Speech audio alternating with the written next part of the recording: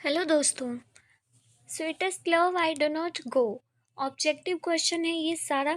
ठीक है, बहुत ही इंपॉर्टेंट ऑब्जेक्टिव क्वेश्चंस है and very easy objective questions है। सो मैं आपसे रिक्वेस्ट करूँगी कि आप शुरू से लेके अंत तक वीडियो को ज़रूर देखें। ठीक है, और सभी क्वेश्चंस को एक दफ़ा पढ़ें ज़रूर। और अगर लगे कि आपको ये क्वेश्चन में दिक्कत है तो उस क्वेश्चन को आप अपनी कॉपी में लिखें, और ज़्यादा दिक्कत हो तो प्लीज़ कमेंट मुझे ज़रूर कीजिएगा। ठीक है, चलिए मैं आगे बढ़ती हूँ। तो पहला क्वेश्चन क्या है, who is the poet of sweetest love I do not go. Sweetest love I do not go के पोएट कौन है, तो बताना क्या है, ये तो आप जानते ही हैं, जॉन डन। मेरे से पहले जवाब आप लोग दीजिए प्लीज़। ठीक है, जॉन डन है sweetest love I do not go के पोएट। ठीक है, first question and very important question. Second question है, John Donne was born in, कब उनका जन्म हुआ, तो 1572 ऑप्शन नंबर सी करेक्ट है। ओके, नेक्स्ट क्वेश्चन है, सॉरी यहाँ पे नंबरिंग सही कर लीजिएगा। ठीक है, थर्ड नंबर है ये। जॉन डन डाइड इन, उनकी जो मृत्यु है वो कब हुई, तो 1631 1631। ठीक है, ऑप्शन नंबर बी करेक्ट होगा। ओके, नेक्स्ट क्वेश्चन है, फोर्थ नंबर क्वेश्चन है, man's power is what, weak. Man's की जो पावर है ना वो कमजोर है, वीक है। या फिर हमें यहाँ पे एक ऑप्शन के भी आता है, फीबल आता है, फीबल। ठीक है, इसका मतलब भी वीक होता है। ठीक है, 5 नंबर क्वेश्चन है, whom the poet loves so intensely that he wants to come back soon। जो लेखक हैं, पोएट हैं, वो किनसे बहुत ही ज़्यादा इंटेंसली, मतलब कि बहुत ही ज़्यादा अंदर से एकदम बहुत ही ज़्यादा उसको चाहते हैं कि उसके लाइफ में वो वापस आ जाए। तो उसकी जो बिलव्ड है, प्रेमिका जो है उनकी, ठीक है, बिलव्ड। ठीक है, ऑप्शन नंबर सी करेक्ट होगा। ओके, नेक्स्ट क्वेश्चन है, नेक्स्ट क्वेश्चन है, sweetest love I do not go is, ये किस तरह का पोएम है।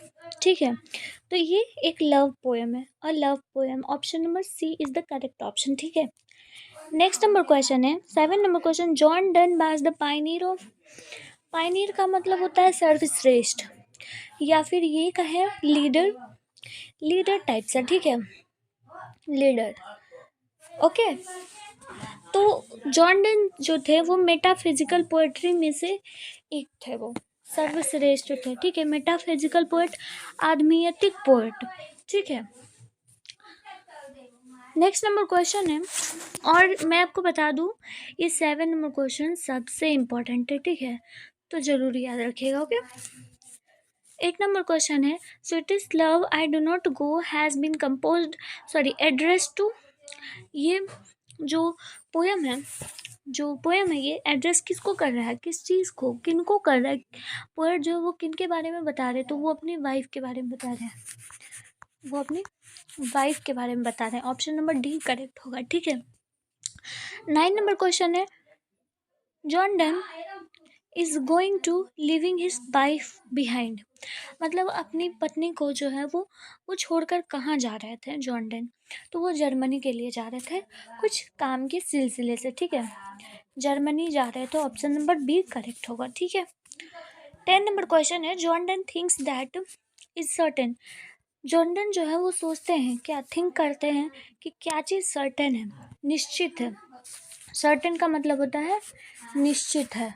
ठीक है, निश्चित, तो डेथ जो है वो निश्चित है, ऑप्शन नंबर ए करेक्ट है।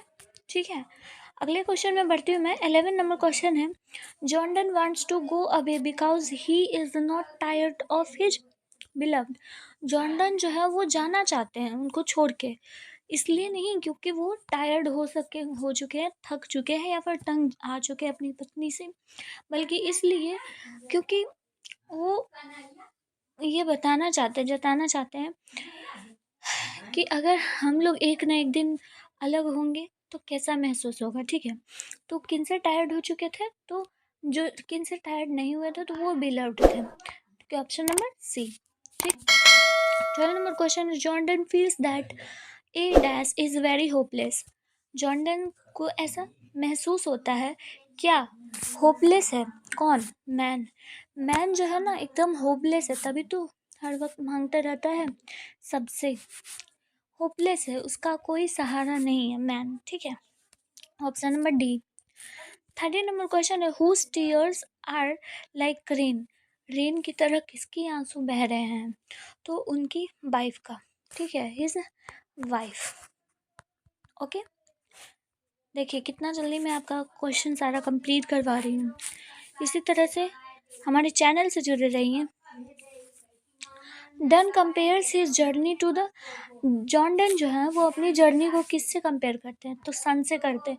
वो कहते हैं कि मैं सन की तरह नहीं हूँ, मतलब कि मैं सन की तरह हूँ, सॉरी, मैं जिस तरह से सन जो है वो हर रोज़ सुबह आता है, सुबह शाम को फिर जाता है, ठीक उसी तरह से मैं भी अपनी जर्नी से फिर से वापस लौट आऊँगा, ऐसा जॉन डन कहते हैं। तो वो सन से कंपेयर करते हैं। ऑप्शन नंबर बी करेक्ट हो गया, ठीक है। 15 नंबर क्वेश्चन है,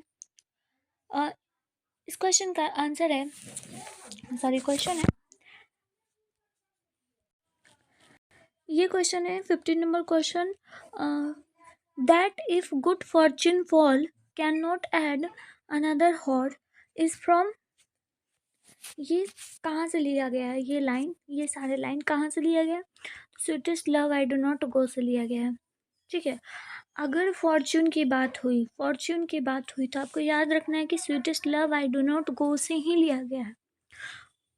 फॉर्च्यून का मतलब होता है किस्मत, क्लियर है। नेक्स्ट क्वेश्चन है, 16 नंबर क्वेश्चन है, they who keep one another alive can never be parted.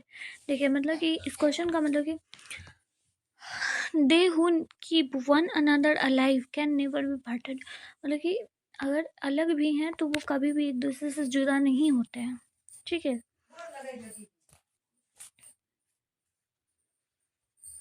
They who keep one another alive can never be parted. तो ऑप्शन नंबर बी इसका करेक्ट हो जाएगा, ठीक है, be parted. Okay, be parted, clear है ना। तो आपका ये 16 मोस्ट इम्पॉर्टेंट क्वेश्चन था, बहुत ही इम्पॉर्टेंट क्वेश्चन मैं लाई थी। और भी आप हमारे चैनल पे बहुत सारे इम्पॉर्टेंट क्वेश्चंस देख सकते हैं। इन सारे चैप्टर्स का मैं शॉर्ट क्वेश्चंस करवा रही हूँ, तो प्लीज़ मेरे चैनल से जुड़िए।